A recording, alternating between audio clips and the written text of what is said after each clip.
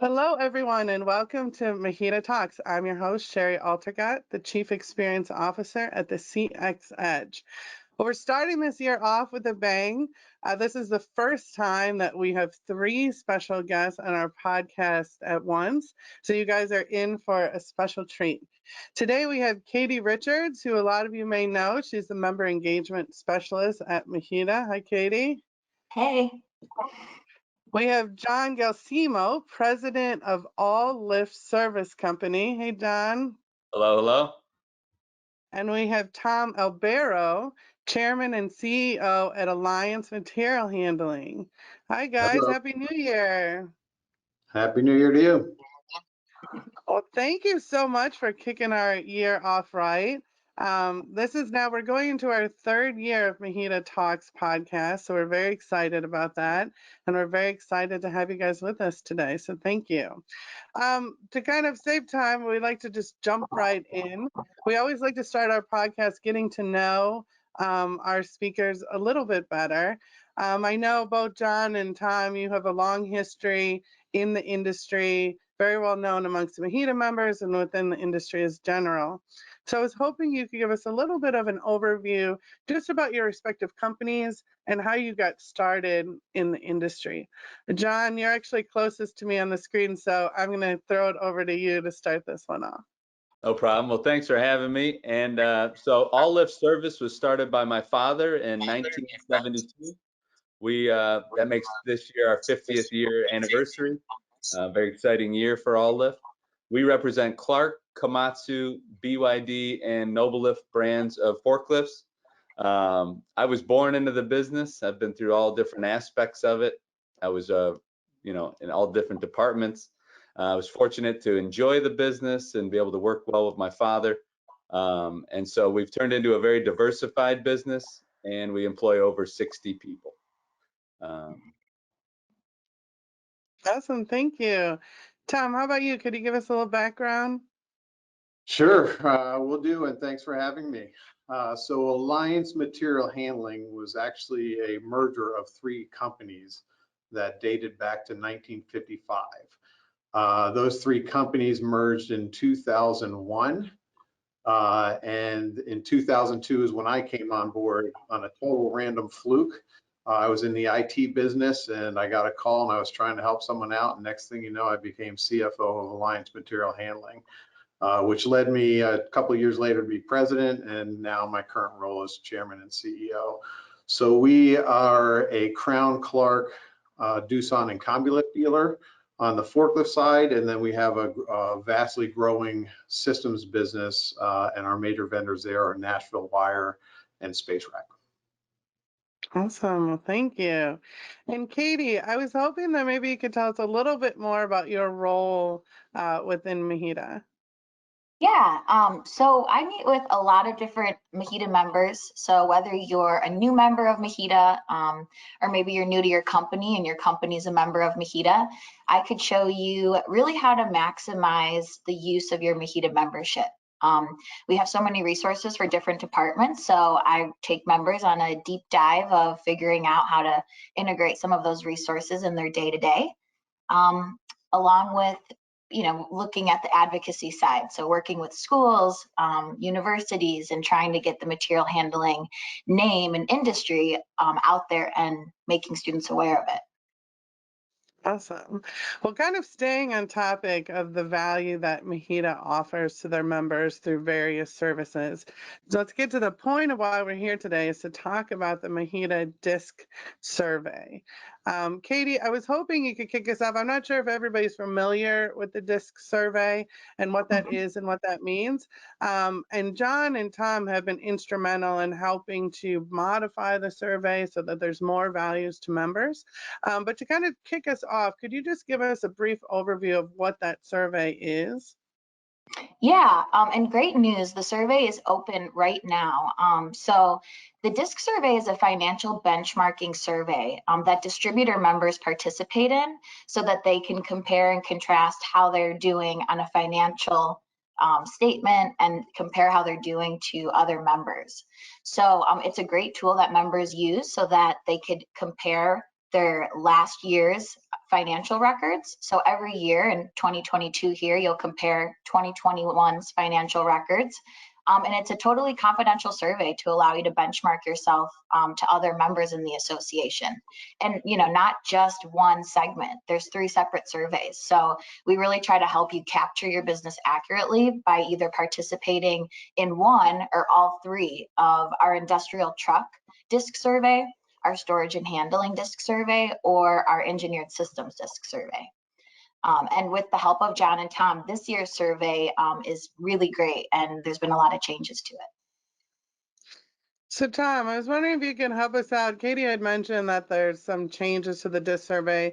I'm sure there's some people listening to this that have taken the DiSC survey for years, and there's some that this may be their first year that they're getting into it. Maybe they're a new MHEDA member or just haven't investigated in the past. Could you give us a little bit of an insight into what modifications were made to the DiSC survey? Sure. What we really did was condense the survey down.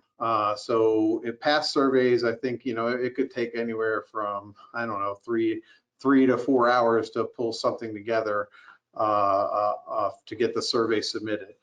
So we've really got it down. I think it's about 1 page of just some key data points from your financial statements that will help us pull everything together and then do the comparables that we do. Because the DiSC survey itself, it kind of focus on 3 profit drivers: growth, gross margin, and expenses. So, and then we wrap from there, putting that data in there and a few other data points that we asked for on that 1 page. It gives us enough data to come out with some industry statistics that will help everybody hopefully grow their bottom line profit. John, were there specific points in the DiSC survey that you were looking to enhance this year with MHEDA? Well, so obviously ease of use and maximize participation, but the really cool thing as far as enhancing it is to have the data faster and to be able to share it and go over it at the MHEDA Convention in April. So what's exciting about this is when you have the information in time for convention, we can have a session of analysis and a roundtable.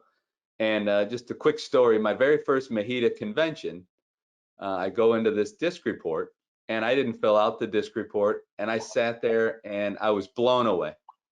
And I heard things that I didn't know existed, some of them very, very basic. Even when you know certain basic things, when you talk about them again over time, it just brings out new ideas and new things. After that, there was a group of us, we were talking about different KPIs, and at the time I never heard of some of the KPIs, maybe all of them. Even into the bar night, you're talking about the subject matter, and I couldn't wait to get back to the dealership and measure ourselves against the industry. So I guess what I'm most excited about is to go back to how it used to be and to go over the DiSC information at convention. And some people that are at very high level, some people that are new, regardless whether you're OEM or distributor, to go over that at convention and then to have those breakout sessions at roundtables, that's probably what I'm the most excited about. Yeah, one additional thing for the survey this year, and this is a key point, that there will, in order to be able to get all the data pulled together for convention, there's a hard cutoff. And normally every year there's an extension period, and then there's another extension period. There will be no extension period. So I do believe it'll go from a 3 to 4 hour process down to about 30 minutes to fill out the survey this year. So I think that will help people to be able to get it done quicker, but there won't be any extension. So if you miss the deadline, you won't be able to compare your data at the convention in that session. No, that's such a good point. Oh, I'm sorry, Katie. Go ahead. And one other note there is there's no audit required for the when you're filling out the survey. So again, the ease of use with the survey should be a lot quicker than in years past. Yeah, and I think, you know, especially the shortening of time and making it more efficient. In my previous life, I worked for a dealership and we always participated in the DiSC survey, but it would take a pretty significant investment of time and resources to fill it out, which can be, a reason that maybe some people haven't filled it out in the past just because of that commitment. So Tom, you had mentioned you're going from maybe a 3 to 4 hour process down to maybe 30 minutes this year to fill out the DISC survey. Did I get that right? Yeah, looking at the questions, I think that's about all it will take me. And now I will say my background's a CFO, so I may do it a little quicker, so it may take you 45 minutes or maybe up to an hour, but I don't think it'll take as long as it did in the past. So do you fill out the survey yourself, or do you enlist other resources within your organization to help you with that? For us, it's done by our accounting manager. And John, how about you? How many resources within your company do you have to utilize to fill out the survey?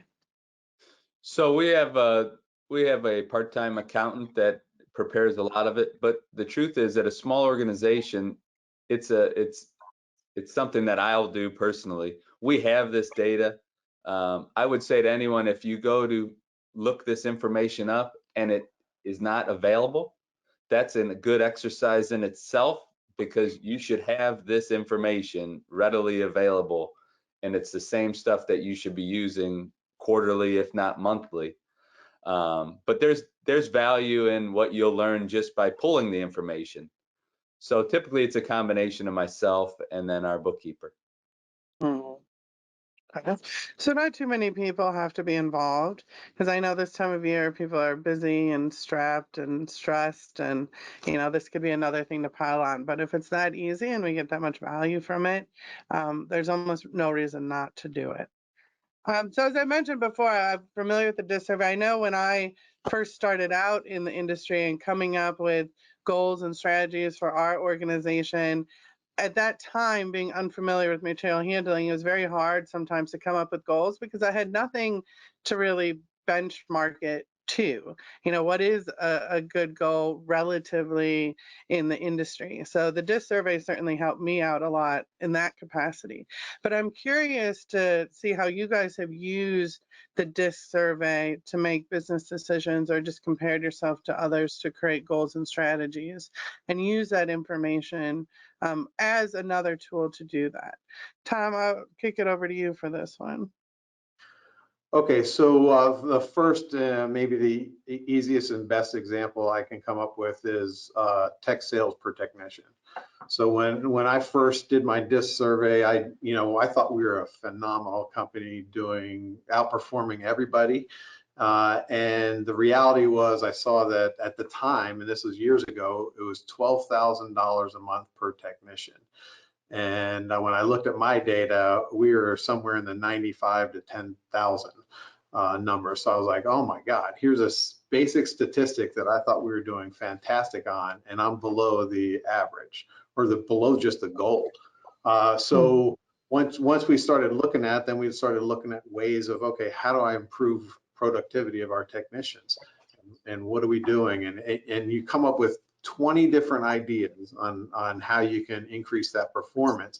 And then what happens once you reach 12,000? Well, you set a new goal, 15,000, right? And over the years, that goal has continued to climb, but we've been able to outpace that goal. We have some branches now that are up to $18,000 to $20,000 a month per technician.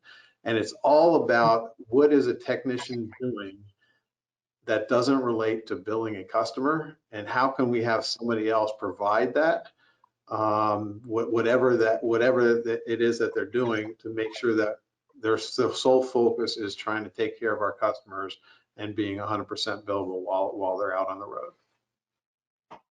That's great. That's a great example of how to effectively use that information.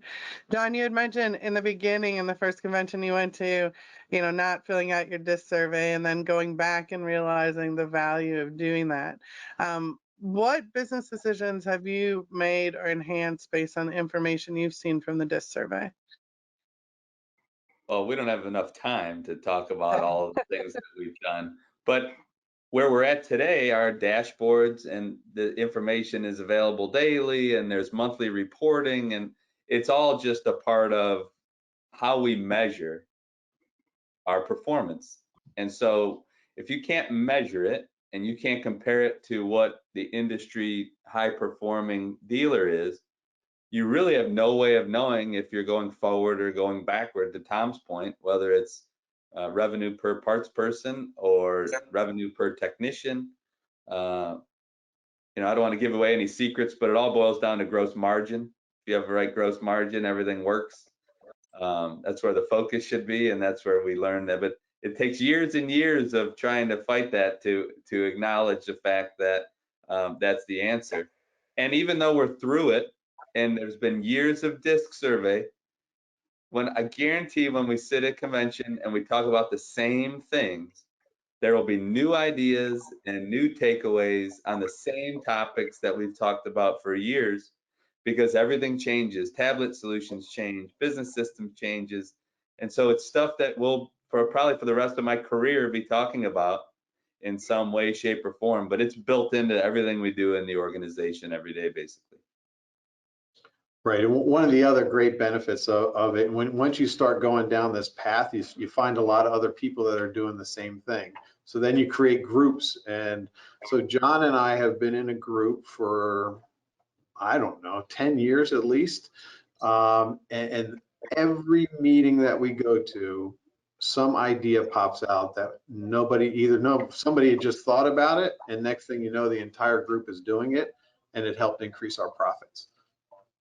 And what I like to say is it not only pays for the meal and the bar tab, but oftentimes it pays for everything associated, airfare, because one good idea that you bring back and implement, it doesn't just produce that one day, that becomes policy, and it's years and years of policy that produces dollars. So I don't know that people accurately measure the value of an idea that you go back and implement and what that equals over a 10-year period. So I just say it works on all levels. And one last point. Oh, go ahead, Tom. I said one last point I want to make, just because I always feel like maybe it's a CFO in me that always wants to talk about dollars. My goal when I first did the DiSC was I wanted to be one of those top 25% dealers. So I goaled our current performance versus that performance, and how close was I bottom line profit. And I swore that I was going to be one of the top 25 when I filled out that form, only to find out that the gap between me and a top 25% dealer was almost $3 million to the bottom line. And over the years, we've been able to work on that, fix some things internally, and the end result is now I outperform the top 25, which is just incredible when you think about it. You think you're running a great company, yet you have a $3 million gap from others, and why is that? And this really helps you focus on not only what do you need to do in total, but you really can break it down by department, what do you have to do? And that makes it easier to implement things. I think that's such a great point, and both Tom and John, you've made it. I think when you're in an organization, you have a tendency of this tunnel vision of thinking you're doing really great and, business is good, so we must be running as efficiently as possible. But it's really not until you're able to compare yourselves to others that you get a true sense of, how good you're really doing. And I think this type of data certainly helps that, because we all get stuck in that day to day. I mean, anybody can just say, I'm going to do 10% better than I did last year and just keep going. But there might be a lot more opportunity that you're not seeing without this type of data. So I think those are really great points. Katie, I was wondering, now that we've talked a little bit about the DiSC survey, and I'm sure everybody is super excited to fill it out now and get that data, could you give us a little bit more information of how MHEDA members can participate in the survey? Yeah, it's extremely simple. So MHEDA.org/DiSC is the link that you'll go to. And right online, you can download the report, which will be an Excel file that you'll fill out. So it's as simple as there's 3 reports labeled MHEDA.org/DiSC. There's industrial truck, storage and handling, engineered systems. You can do one or all 3, and you download it, and then you have the Excel file. One other thing is McKay Research Group, which is the company the DiSC report provider that will do the analysis. They're also very helpful if you wanted help inputting your data. You can call them directly and they will help you input that data. If you want to send them your data and have them input it, they're great and they're flexible to help you get that done. So very simple. And you can always call anyone at the MHEDA office and we could send you that Excel sheet too. And do you have to be a MHEDA member to participate?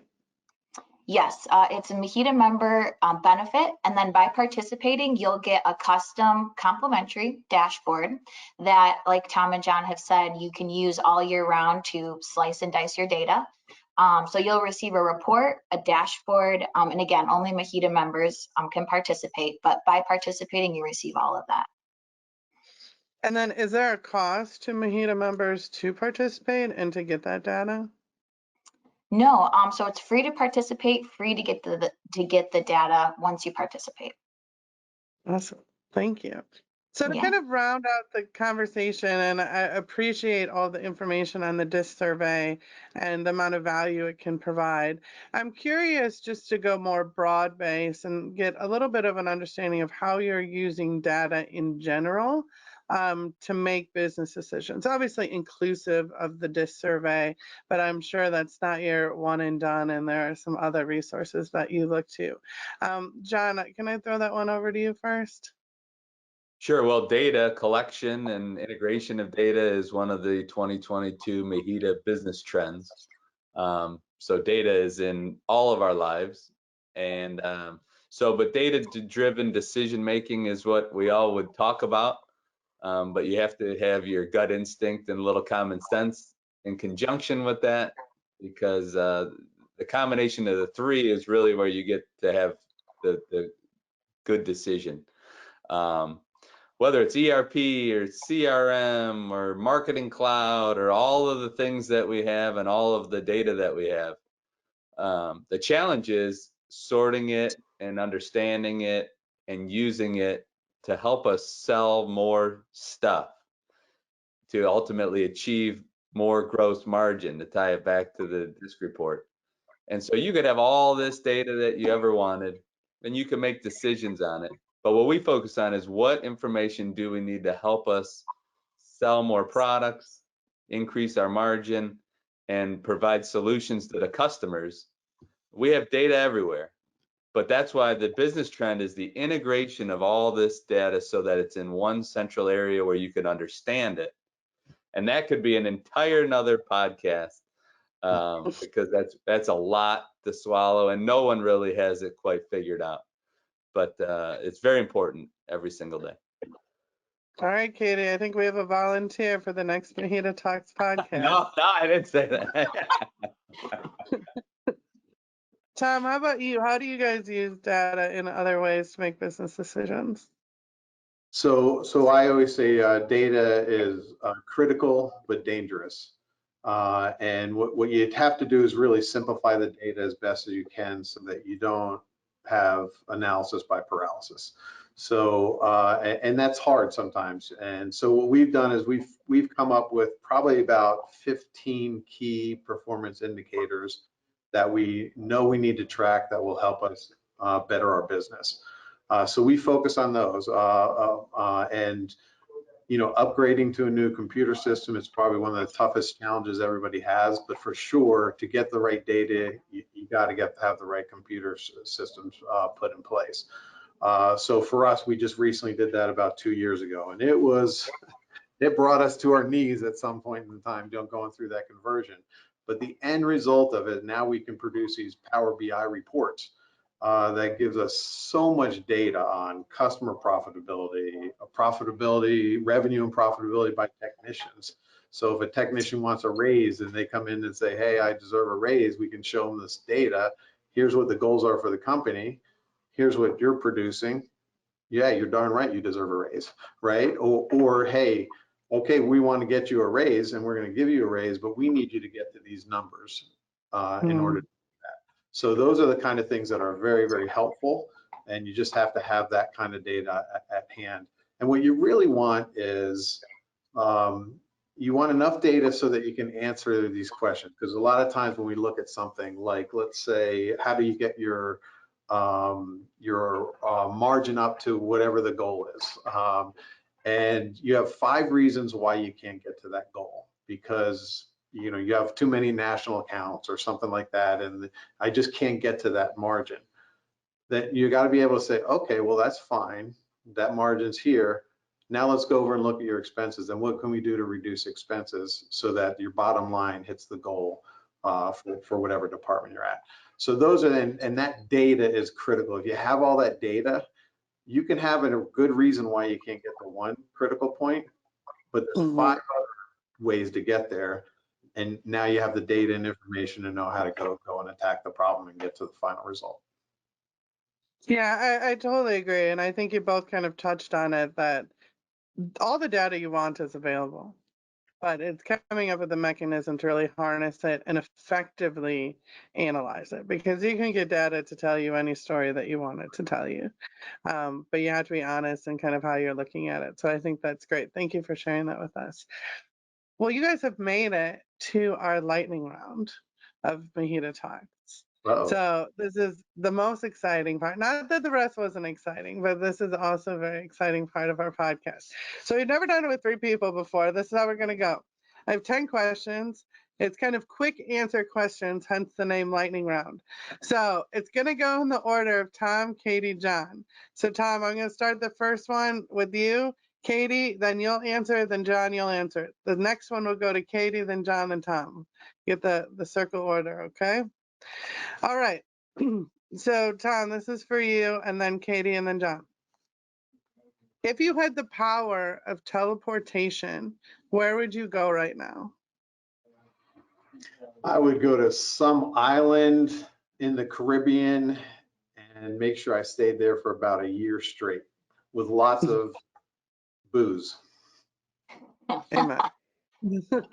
I'm right with you, Tom. I'm going to Jamaica. I'm going to the Rock House. That's exactly where I'm going. John? You're on mute, John. My first question is, can I bring my family in this teleport? Because other than my family, I would go somewhere where there's hardly any people and the weather is nice and there's either a lake or an ocean, because I think we're all looking to just get away at this point. Agreed. All right, Katie, if you could effortlessly pick up a skill in an instant, what would that skill be? Oh, sewing. I just bought myself a sewing machine and I have no idea how to use it. I can't help you with that. John, how about you? Skill.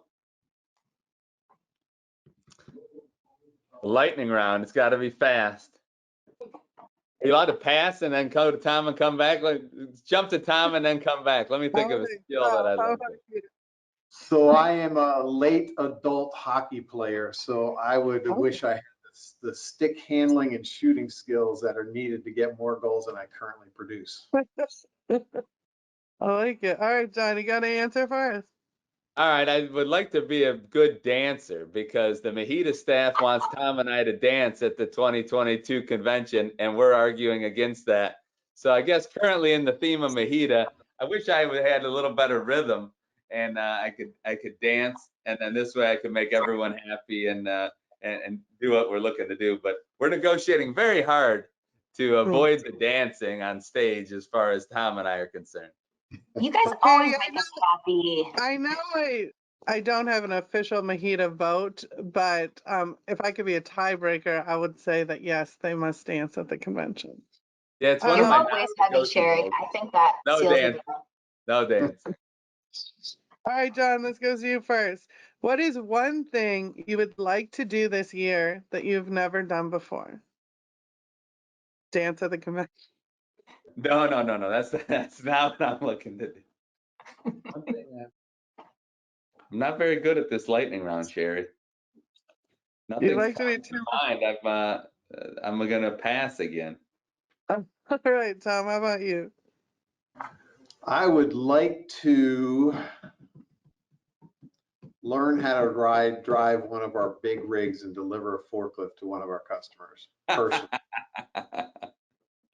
I like that. Katie, how about you?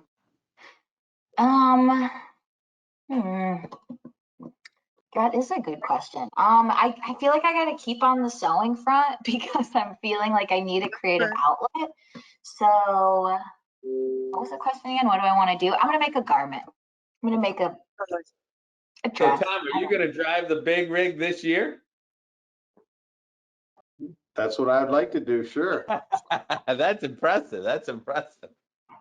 All right, John, did you come up with one? Are we still No, thinking I was over that? mesmerized by Tom going to get his CDL this year and drive the tractor trailer and the rollback.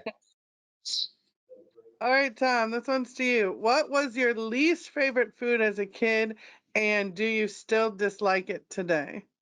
Oh, this is so easy, and my family knows this answer. Meatloaf. When I was a kid growing up, we had meatloaf like 4 times a week because we didn't have a heck of a lot of money, and it was more breading than there was meat.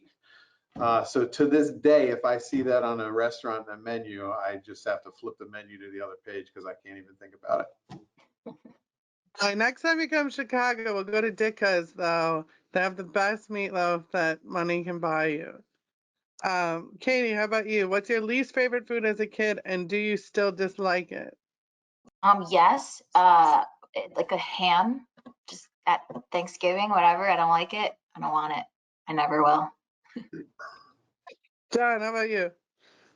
So I love food and I'm big on protein, but for some reason, any kind of pale chicken or pale beef of any kind, I for some reason just can't eat pale protein. So it's always got to be some sort of seared or brown. So I'm not a big crock pot guy or any of that stuff. I'm getting better with age, but it's not the particular food. It's just something about pale chicken in particular. I just That's can't an do oddly specific answer, but thank you. it. All I've right, never heard of chicken I've never- described as pale. Well, No, there's many ways to cook chicken, and if it's pale, I'm not in. The crock pot took is me a not my minute friend. to catch up on that one. All right, Katie, what is your best feature? Oh, my hair. John. I like to have relationships that are just deep relationships. I like to have a good time. I like for everyone to be happy, and I try to be a positive force. Well, it makes me want to change my answer. Tom.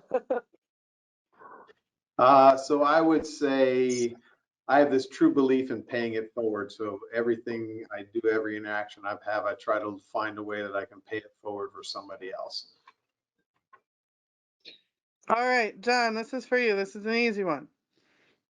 Would you rather spend a week in the forest or a night in a real haunted house? Forests, definitely in the forest. I'm not afraid of night and nature. Not looking to be in that haunted house. Tom might be in Tom. there. I couldn't think of 2 worse things, but camping is like my least favorite thing in the world. So I'm going to have to go with haunted house. Katie. Yeah, haunted house for sure. No. All right, Tom, what is your spirit animal?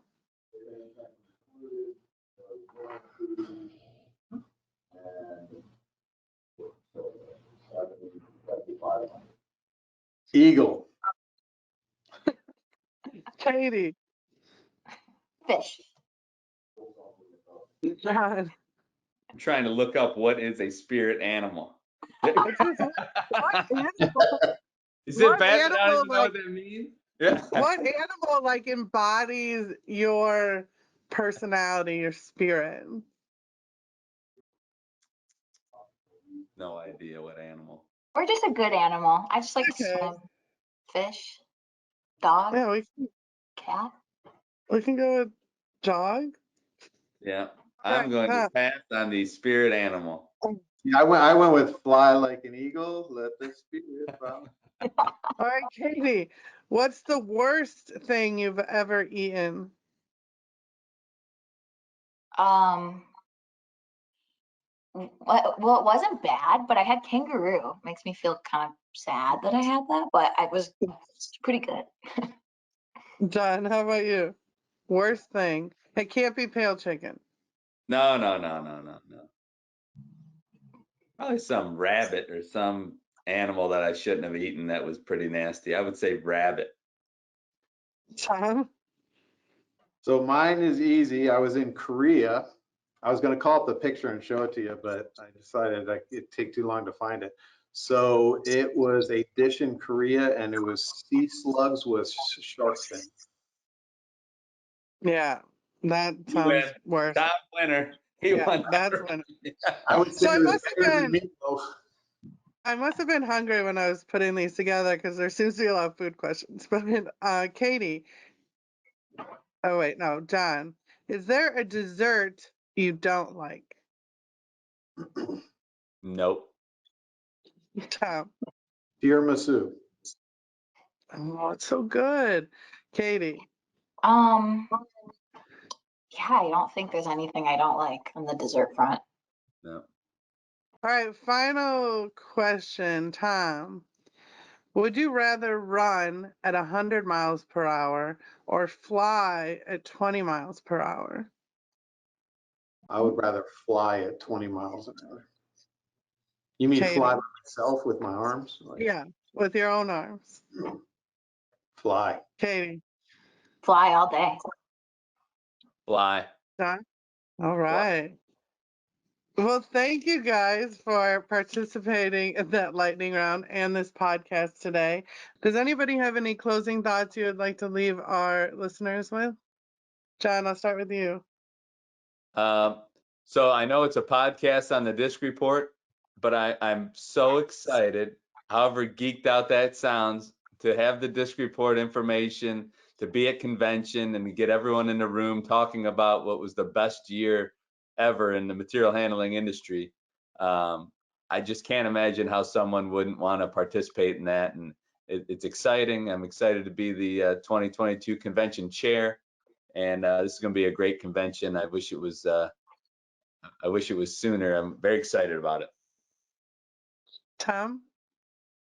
I'm of the theory that this Omicron thing is going to be over within a month, and that the convention is going to be the most attended convention. And I think probably the one of the biggest sessions will be this DiSC survey session that they're going to put on, which I think is going to be fantastic. So I'm looking forward to that.